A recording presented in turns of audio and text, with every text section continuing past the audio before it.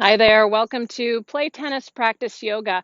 My name is Margit Bannon. I'm a teacher of both tennis and yoga, certified through the USPTA and the Yoga Alliance. And today I'm going to teach you how to practice tree pose to improve your tennis game. So, why would we want to practice tree pose? It has many benefits. So, apart from being one of the original yoga poses, it's great for our balance. We need balance for things such as split stepping and getting our feet set for our strokes so that we have a little more control over our lower body so that we can manage what's happening in our upper body.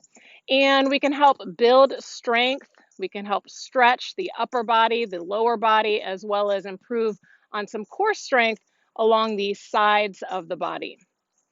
And one of the biggest benefits, I think, is that it can help us improve our concentration as we're focusing on staying upright. There's really no better way of being in the present moment than trying to be balanced physically and with our gaze. We're really focused on our pose, and that's the type of focus that we really want to bring out on court.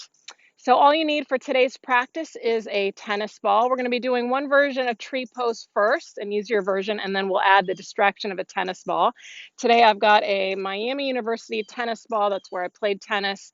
And this came from when the team came to visit Play Tennis Practice Yoga in 2018. And they've come twice in 2018 and 2020. But I'm mentioning the 2018 team because they've autographed this ball for me. So I'm using this tennis ball, which I'll now place off to the side.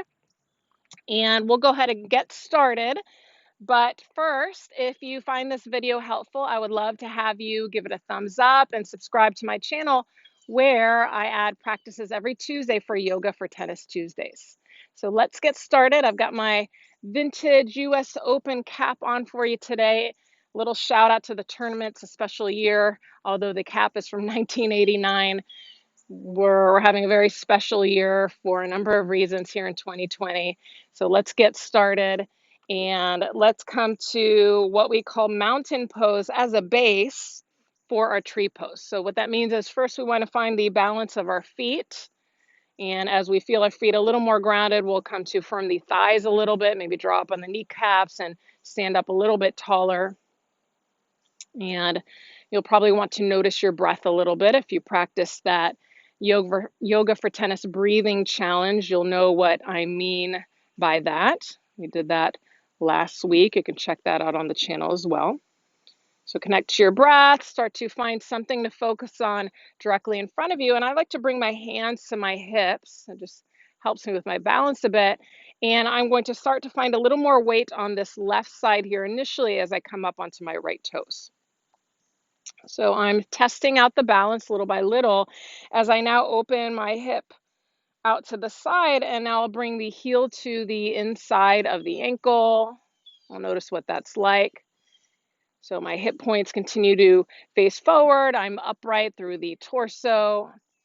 And then if I'm balanced, I might bring my foot up to meet the inside of the calf, pressing my legs in towards one another. I could stay here, or I could challenge even further by bringing the sole of the foot to the inside of the leg. So I'm avoiding the knee. My legs are firming in towards one another as I stand up taller. I might bring my hands together in front of my heart, or I might reach my arms up overhead, or my fingers are reaching up in opposition to that foot that is grounding me down. I might take a couple of breaths.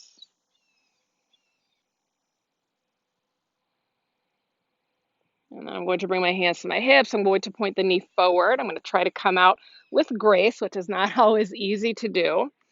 And I'll take a moment to feel the grounding of my feet once again. So in other words, I'm going to reset before I do that second side. This time I'm going to feel more weight on my right side. I'm going to come up onto my left toes, and I'm going to start off with the easier version on this side because this side might be totally different. Maybe you've dealt with an injury in the past with regards to a foot or an ankle. So each side is different. In fact, I'm going to stay on this medium height for the second side since this is my weaker side. So once you find your legs, then you can work your way up in the body by adding the arms. That's really the last piece of the pose. So I'm finding that focus on something directly in front of me as I find my breath.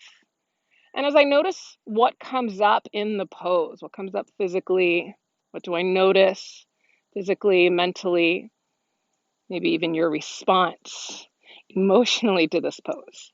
So now I'm going to go ahead and come on out. I'm going to point my knee forward and I'm going to shake out my legs a little bit. Sometimes it's kind of nice to roll the ankles after holding that pose a bit.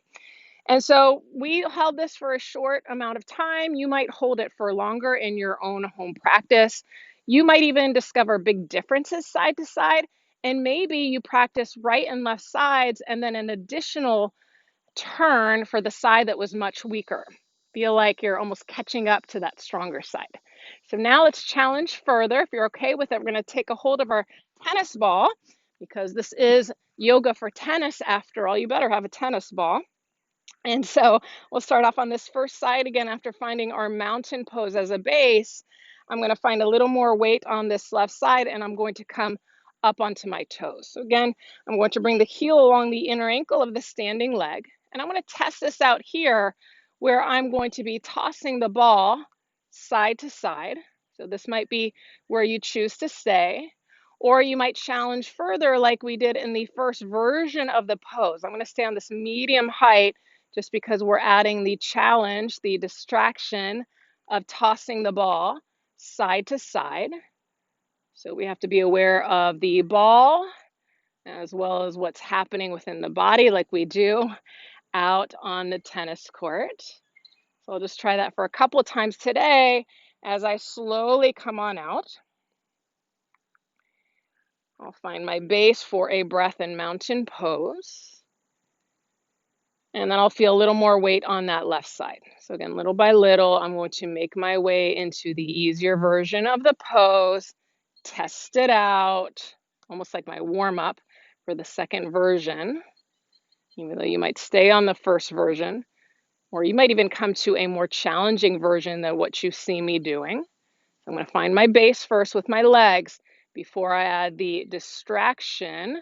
You can see this is getting a little more challenging for me, and this is a good thing because if your balancings are too easy, you might not be getting that much out of the pose. So we always want to be challenged somewhat. It's also nice to challenge just so that we don't get bored in our yoga practice.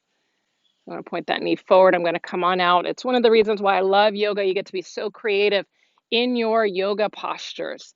So try that out. I'd love to know what your experience was. If you've tried that before, please subscribe to my channel so that you can continue to practice with me. I release videos every Tuesday.